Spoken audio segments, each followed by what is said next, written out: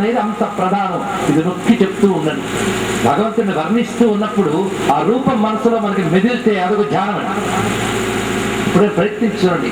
ఏమైనా వర్ణనలు చేసేటప్పుడు మనసారా వినండి. అదొక్కటి. రాముడు ఉన్నాడు, నీలమేఘ శ్యాముడు, చేతిలో ధనుస్సు పట్టుకున్నాడు, మందహాసం చేస్తున్నాడు, ఆ విశాలమైన నేత్రములు కరుణ కురిపిస్తున్నాడు, ప్రక్కన సీతమ్మ ఉన్నది అని పౌరాణికుడు వర్ణిస్తూ ఉంటే మీరు చెవులు అప్పగించేయడమో కళ్ళు మూసుకుని నిద్రపోవడమో చేయకుండా ఆ చెప్తున్న జాగ్రత్తగా మీ మనసులో భావన చేస్తే ధ్యానం అయిపోయి దాని ప్రయోజనం వెంటనే కనబడుతుందండి. రూపధ్యానం ఇది చాలా గొప్ప అదృష్టం. ఈ అదృష్టం కేవలం హిందూ మతంలో పుట్టిన మనకి మాత్రమే ఉన్నది. ఇలాంటి దివ్యమూర్తులు, ఆ దివ్యనామాలు అనుకుని తరించే భాగ్యం మనకున్నది. మనకున్న భాగ్యం మన నుంచి ఎవడైనా దొంగిలించాడనుకోండి, మనదో పాపం, వాడు మరో పాపం. అంతే.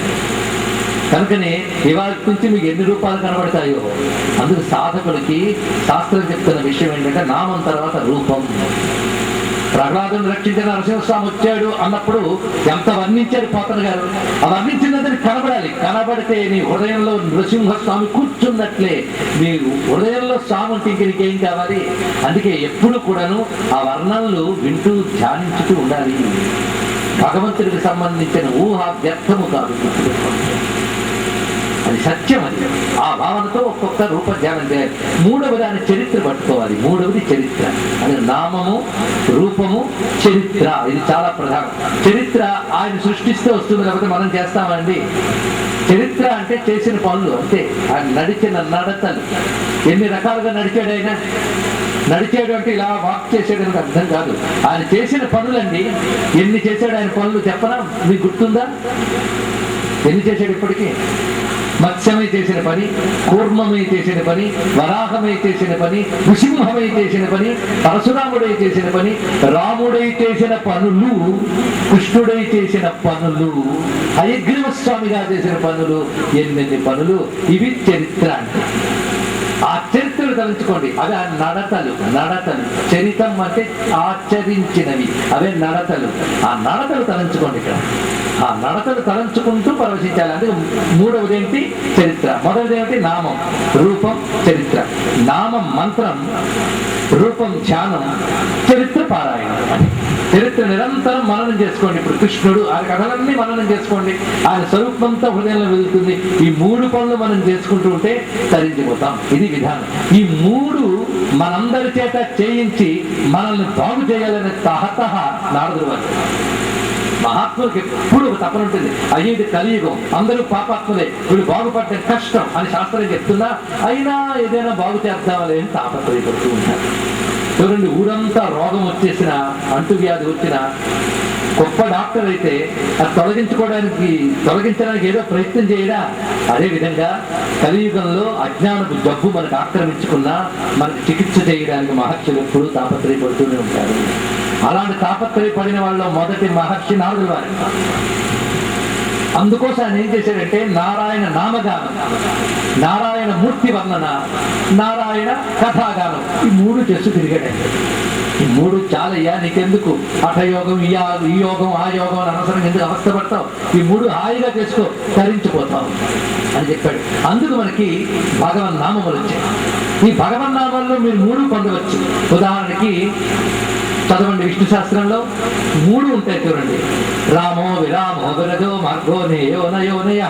వెంటనే రామచరిత్రంతో వస్తూ ఉంటుంది. ఉపేంద్రో వామన ప్రాంశు రమోఘస్సు చరూర్జిత అతీంద్ర సంగ్రహ సర్గో భృతాత్మా నియమో యమః. ఇది చదివినప్పుడంతా వామనావతారం. ఉపేంద్ర వామన ప్రాంశు. ఆ క్రమంలో వామనావతారం పట్టుకోగలగాలి. కానీ అన్ని అవతారాలు అక్కడ పెట్టాడు. అంటే ఇటు నామం, అటు రూపం, అటు కథ, మూడు వచ్చేసాయి కదా. ఇలా విష్ణు శాస్త్రంలో వాటన్నిటి కూర్చిపెట్టాడు అనమాట. అందుకు విష్ణు శాస్త్రం గొప్పతనం. ఇదంతా కూడా మనకి వ్యాసుడు వారు అందించారు. ఇది ఇగునాయన అని వ్యాసుడికి చెప్పింది నారదుడు, అంతే కదా.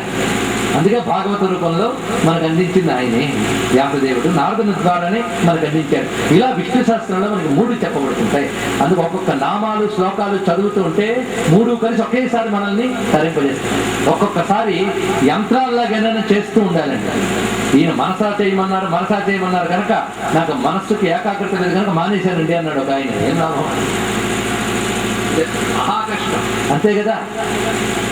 సాధారణంగా ఉపదేశం చేసేవాళ్ళు ఎలా చేస్తారంటే విజ్ఞానం చెప్పేవాళ్ళు ఇక్కడ దాకా వచ్చేవా, ఇంకా పైకిరా, ఇంకా పైకిరా అంటూ ఉంటారు. అంతేగాని ఎక్కడ దాకా వచ్చేవా అదే సంపూర్ణం అనుకోకూడదు. అందుకోసం ఇవన్నీ చెప్పడమే కానీ మీరు మామూలుగా చదవద్దని చెప్పలేదు. కానీ మామూలుగా చదువుతూ అలాగే ఉండిపోవద్దని మాత్రం చెప్తూ ఉన్నాం. ఇది ముఖ్యమైన అంశం. అందుకు విష్ణు శాస్త్రం మొదటి నుంచి ఎలాగోలాగా భగవన్నామం అలవాటు చేసుకోవాలండి. ఇది అలవాటు చేసుకుంటే నిజంగా శ్రద్ధతో కానీ చేస్తే దాని ప్రభావం ఇంకా ఉంటుంది. శ్రద్ధ లేనప్పుడు చదవడం వల్ల ఎప్పటికైనా శ్రద్ధ అనేది ఒకటి వస్తుంది. అది వచ్చేప్పుడు ఇంకా బాగుంటుంది. అందుకే ముందు శ్రద్ధ కోసం చేయండి, తర్వాత శ్రద్ధతో చేయండి. విష్ణు సహస్రనామాలకు మహిమలు. చాలా కాలం క్రితం జరిగిన ఒక సంఘటన, ఏకరసానందజీ మహారాజ్ అని ఒక యతీశ్వరుడు, ఉత్తరాదికి చెందినటువంటి ఒక యతీశ్వరుడు. ఆయన తన జీవితంలో ఒక అనుభవం చెప్తున్నాడండి.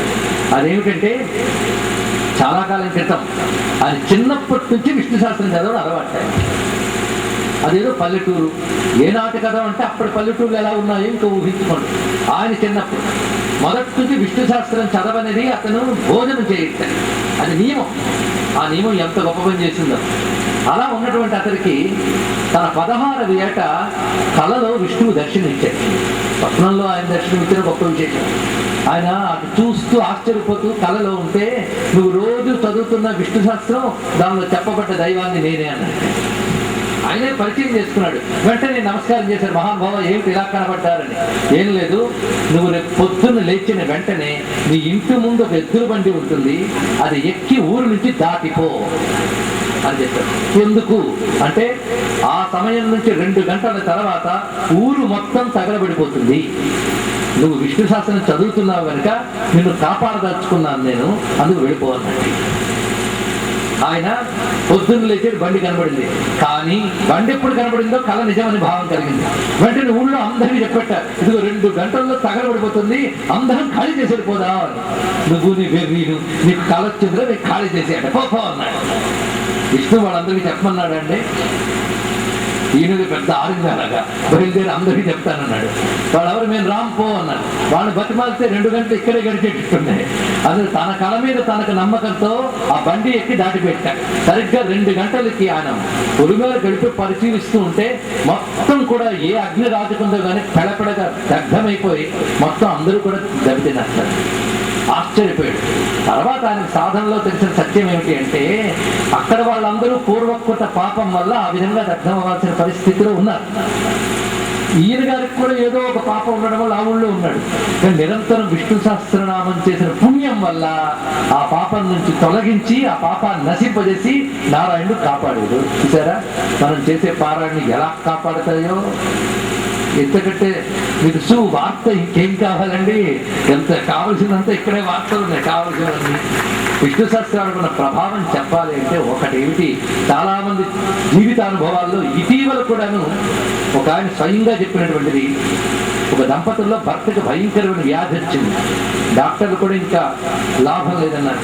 ఆమె ఆర్తితో తను తెలిసిన మిత్రులను అడిగితే వాళ్ళ విష్ణు సహస్రనామ బృందం ఉందండి.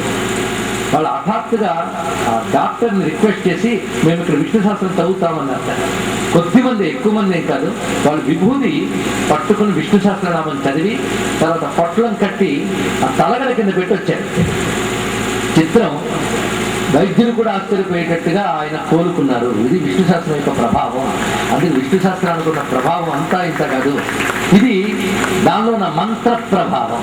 అంటే శబ్దములోనే శక్తి ఉంది అక్కడ, అందుకు చెప్పడం ఇదంతా. కానీ దాన్ని మననం చేసి భావన చేస్తే ఇంకెంత పొందవచ్చు. ముందు విష్ణు సహస్రనామ స్తోత్రానికి నమస్కారం చేసుకుందాం. అలాంటి స్తోత్రానికి చివర వస్తున్నది వనమాలి గదీశాంగి శంఖీ చక్రీ చనందకి శ్రీమన్నారాయణో విష్ణు వాసుదేవోభిరక్షతి. మొత్తం మనం రోజు ఎక్కడైనా 1000 శ్లోకాలు తెలిస్తే సంతోషం. ఇది మాత్రం నిత్యం మొదలకుండా చేసుకోగలిగితే ధన్యులం అండి. ఇందులో మొత్తంగా ఉన్నది రహస్య విజ్ఞప్తి ఉంది. పైగా ఇది భావించండి, భావించండి, భావించండి. ఇదొక్కటే నేను ఎప్పుడు కూడా ఘోషించేది, మరేం లేదు. విని ఊరుకోవద్దు, భావించండి. వర్ణించేది హృదయంతో పట్టుకోండి. నేను ఈరోజు మొత్తం విష్ణు స్వరూపాన్ని శాస్త్రం ఎలా చెప్పిందో తీసుకొద్దామని తాపత్రయపడ్డాను. ఆయన ఎలా ఉంటాడు, శంఖము చక్రము ధరించి, అందులో శంఖం అంటే ఏమిటి, చక్రం అంటే ఏమిటి, విష్ణు అంటే ఏమిటి, ఇవన్నీ చెప్పాలని తాపత్రయం. దానికి ఎంత ఉపోద్ఘాతం ఇస్తే గానీ ఆ విష్ణువుని మీరు దర్శించలేదు.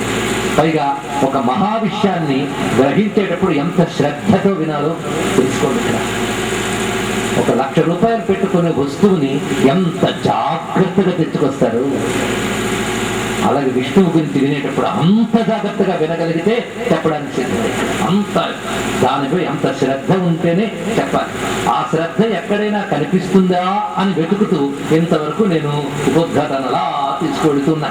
విష్ణుమూర్తి వస్తాడా రూపంతో? రాడా? వస్తాడు. ఆయన ఎప్పుడు వస్తాడో చూద్దాం. అంతవరకు ఆయన వచ్చే వరకు మనం కలపాలి, ఆయన రప్పించాలి. అది కదా. ఇప్పుడు ఈ వనమాలి గదీశాంగి శంఖీ చక్రీ అని అందరూ చదువుతున్నారు కదా. ఎప్పుడైనా ఆలోచించారు ఇందులో ఏమున్నదో? 10 మార్లు చదివితే ఒక్క మారు ఆలోచించండి కనీసం. అందులో చెప్తున్నదంతా విష్ణువు యొక్క స్వరూపం. ఎంత అద్భుతంగా చెప్పారు. వనమాలి, వనమాల ధరించి ఉన్నాడు. గది, గద పట్టుకున్నాడు. శార్ంగి, శార్ంగము అంటే ఆయన ధనస్సు యొక్క పేరండి. ధనస్సు పట్టుకున్నాడు. వనమాలి గది శార్ంగి. శంఖి, శంఖం పట్టుకున్నాడు. చక్రి, చక్రము దాల్చిన వాడు. పదాలకు అర్థం. నందకి, నందకము పట్టుకున్నాడు. నందకం అంటే ఆయన ఖడ్గము పేరు నందకము. ఇప్పుడు వనమాలి, మాలది, మిగిలిన ఆయుధాలు. వనమాలి, గది, శార్ంగి, శంఖి, చక్రి, నందకి. ఏం పెట్టాడండి మహర్షి. మనకంటే రోజు చదివేసే ఒక శ్లోకం కానీ పెట్టిన మహర్షి ఎంత తపస్సు పెట్టాడు. అందులో ఎంత తపస్సు పెట్టాడు. ఆయుధాలు ఎన్ని వచ్చాయి? మాల ఆయుధం కాదు, అలంకారం. వనమాలి, గది, శాంగి, శంఖి, చక్రి, నందకి. ఏంటంటారు? 5. వీటి పంచాయుధములు అని అంటారు. ఇంకా సామాన్యమా? ఈ ఆయుధాలు తలంచుకుంటే చాలు విష్ణు రక్షణ మనకు లభిస్తుంది. సామాన్యమా? పంచాయుధములు పెట్టాడు. ఒక్క దాంట్లో పంచాయుధాలు పెట్టాడు. అలంకారంలో వనమాలు పెట్టాడు. ఇవి పెట్టుకున్నవాడు ఎవడండి? నారాయణ, వాసుదేవ, విష్ణు. 3. ఆయన నారాయణుడు, ఆయన వాసుదేవుడు, ఆయన విష్ణువు. ఇది అద్భుతమైన మాట. అది 3 మాట. 1000 నామాలు అక్కడ చెప్పాడా? మీరు వెతికి చూడండి. ఈ 3 నామాలు 1000 నామాలు ఉన్నాయి. నారాయణ నామం వచ్చింది గతంలో. విష్ణు సహస్రనామం 1000 నామాలు అయిపోయింది. నారాయణ నామం.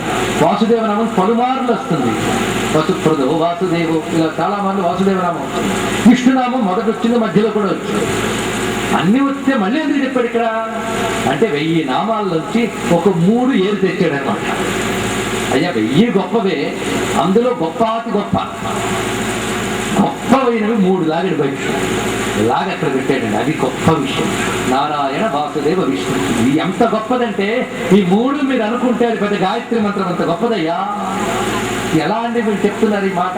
నారాయణాయ విద్మహే వాసుదేవాయ ధీమహి తన్నో విష్ణు ప్రచోదయాత్. ఇది విష్ణు గాయత్రి. విష్ణు గాయత్రిలో ఏ నామాలు ఉన్నాయి? ఇవే నామాలు. నారాయణ, వాసుదేవ, శ్రీమన్నారాయణ, విష్ణు, వాసుదేవ. అంటే విష్ణు గాయత్రిలో ఏ 3 నామాలు ఉన్నాయో ఆ 3 ఇక్కడ పెట్టాడు. అంటే ఇది గాయత్రి మంత్రం అంత శక్తి చేసేది. ఇంతవరకు బాగుంది కదా. అయితే మా అమ్మ లేకపోతే ఎలా అండి? నారాయణ, వాసుదేవ, విష్ణు అంటే ఎలాగా? మా అమ్మ ఉండాలి. మా అమ్మ ఎవరు? జగన్మాత, మహాలక్ష్మి. ఆవిడికి అసలు పేరు శ్రీ. అంతే కదా. అది తీసుకొచ్చి మాకు లక్ష్మి ఉన్న నారాయణుడే కావాలి అంటే శ్రీమన్ నారాయణో విష్ణు వాసుదేవ. లక్ష్మీ సమేతుడైన నారాయణుడు విష్ణువు వాసుదేవుడు. ఆయన ఎలా ఉన్నాడు? వనమాల దాచుకున్నాడు, పంచాయుధములు ధరించి ఉన్నాడు. ఇలాంటి విష్ణు నాకేం చేయాలండి? అభిరక్షతు. ఏమి మాట! అభిరక్షతు అంటే నన్ను అన్ని విధములా రక్షించుగాక. అభి అనే శబ్దానికి అభిత అంటే సంపూర్ణముగా అని అర్థం. ఏదో కాసింత రక్షించుకోవడం కాదు. సంపూర్ణం, మొత్తం రక్షిస్తాడు. అన్ని వైపుల నుంచి రక్షిస్తాడు, అన్ని విధాలుగా రక్షిస్తాడు. ఇది ఒక్కటి చాలదు. అభిరక్షత అంటే చాలు. మనం పొద్దుడు భగవంతుడి ముందు కూర్చొని, స్వామి ఇవాళ నాకు కష్టం వచ్చింది, దీని నుంచి ఎలా రక్షిస్తావంటే అని మనం ప్లాన్ ఇస్తామని.